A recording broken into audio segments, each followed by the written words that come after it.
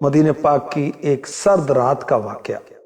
موسم سرما عروج پر انسان تو انسان، جانور، چرند پرند بھی اپنے گھروں میں سردی سے بچنے کے لیے دبکے ہوئے۔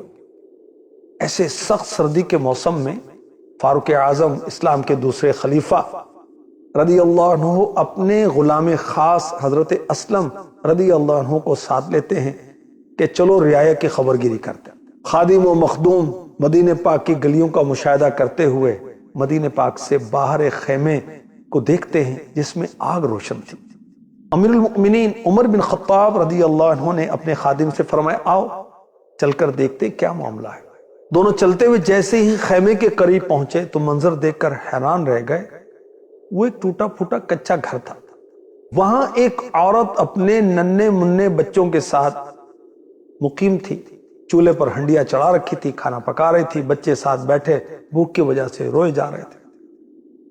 امیر المؤمنین رضی اللہ عنہ نے سلام کیا۔ اس خاتون نے دونوں کی طرف توجہ کیے بغیر سلام کا جواب دیا۔ امیر المؤمنین گھر میں داخل ہونے کی اجازت طلب کرتے ہیں، اندر آ سکتا ہوں؟ خاتون کہتی ہیں خیر کا ارادہ تو آؤ ورنہ کوئی ضرورت نہیں۔ بہت دکھی تھی، نہیں جانتی تھی کون ہے، میرے دروازے پر کون آئے۔ امیر المؤمنین رضی اللہ عنہ کا انداز بتا رہا تھا کہ وہ اس دکھی خاتون کے دکھ میں شریک ہونا چاہتے ہیں۔ خاتون سے پوچھا بی بی کون ہو، یہ بچے کیوں رو رہے ہیں؟ کہا مدینہ منورہ کی رہائشی ہوں، بچے شدید بھوک کی وجہ سے رو رہے ہیں۔ فرمایا اس ہنڈیا میں کیا ہے؟ کہا اس میں تو پانی ہے، بچوں کو بہلانے کے لیے آگ پر چڑھا رکھا ہے تاکہ کھانا پکنے کے انتظار میں بچے سو جائیں۔ اس دکھیاری خاتون نے اپنے دل کا درد بیان کیا۔ میں ایک غریب عورت ہوں، میرے پاس اتنے اخراجات نہیں کہ بچوں کو کھانا کھلا سکوں، دل بہلا رہی، لیکن امیر المؤمنین کو ہماری کوئی خبر نہیں ہے، ہم ان کے محکوم ہیں، ان کی رعایا ہیں، ان کا حق بنتا ہے کہ ہمارا خیال رکھیں۔ خیر کوئی بات نہیں، ہمارا وقت تو جیسے تیسے گزر ہی جائے گا، لیکن کل بروز قیامت امیر المؤمنین اور ہمارے درمیان اللہ پاک ہی فیصلہ فرمائے گا، اور یقیناً آخرت کی پکڑ بہت سخت ہے۔ یہ سننا تھا۔ فاروق اعظم رونے لگے، نرم لہجے فرمانے لگے بی بی اللہ پاک تم پر رحم فرمائے، تمہاری مصیبتوں پریشانیوں کو دور کرے، امیر المؤمنین کو کیا معلوم تم اس حال میں ہو۔ سوالیہ لہجے میں خاتون نے کہا ہمارا حاکم ہے اور ہم سے غافل ہے، اسے معلوم نہیں ہم کس حال میں۔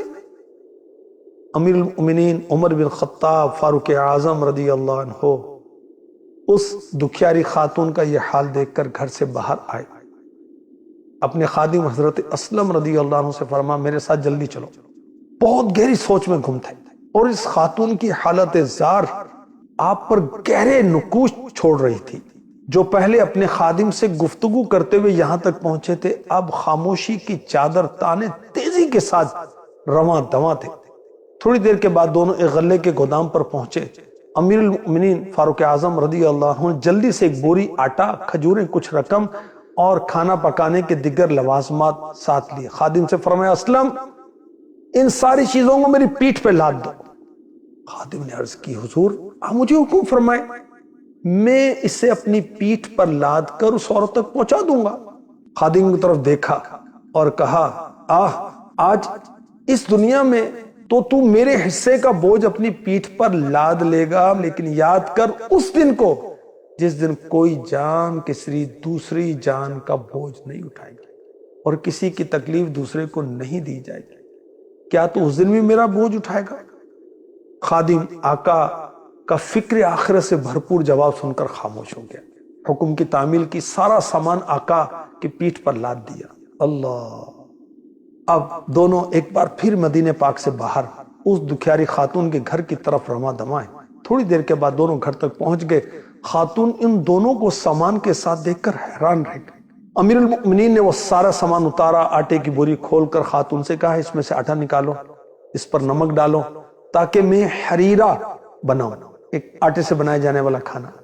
امیر المؤمنین رضی اللہ عنہ نے خود ہنڈیا کے نیچے آگ جلانے لگے، اس میں پھونکے مارنے لگے، یہاں تک کہ دھواں آپ کی داڑھی کے درمیان سے نکلتا محسوس ہوتا۔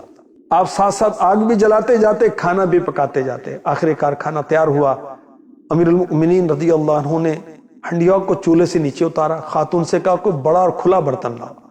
وہ خاتون ایک بڑا سا پیالہ لے آئی، اس میں کھانا ڈالا، کھانا ٹھنڈا کیا تو فاروق اعظم رضی اللہ عنہ نے بچوں کو اپنے قریب کیا، اپنے ہاتھوں سے کھانا کھلایا، یہاں تک کہ سب بچوں نے پیٹ بھر کر کھانا کھایا اور خوش ہو گئے۔ بچوں کی دلجوئی کے لیے امیر المؤمنین ان کے ساتھ کھیلنا شروع ہوتے ہیں۔ بچوں کی خوشی میں مزید اضافہ ہو گیا اور بچے کھیلتے کھیلتے نیند کی آغوش میں چلے گئے۔ بقیہ کھانا خاتون کے پاس چھوڑ کر اپنے خادم حضرت اسلم رضی اللہ عنہ کے پاس آ کر اس طرح بیٹھ گئے گویا آپ کو قلبی سکون حاصل ہوا، کندھے سے بوجھ اتر گیا۔ خاتون متوجہ ہوئی، کہنے لگی تم کتنے شفیق ہو، کتنے رحم دل ہو، تم نے مصیبت کی گھڑی میں ہماری مدد کی، میرے روتے ہوئے بچوں کے چہروں پر مسکراہٹ کے موتی بکھیرے، میں کس منہ سے تمہارا شکریہ ادا کروں؟ اللہ پاک کہ تمہیں اس کی بہتر جزا عطا کرے گا۔ حقیقت تو یہ ہے تم ہی امیر المؤمنین بننے کے حقدار ہو۔ حضرت اسلم رضی اللہ عنہ دیکھ رہے تھے، خاتون کے لہجے میں واضح تبدیلی آ چکی تھی، وہ دل سے خوش دکھائی دے رہی تھی۔ امیر المؤمنین کی جگہ کوئی اور شخص ہوتا تو اپنی تعریف پر پھولا نہ سماتا، لوگوں میں جا کر سینہ چوڑا کر کے کارنامے بیان کرتا، لیکن آپ نے بالکل توجہ نہ دی۔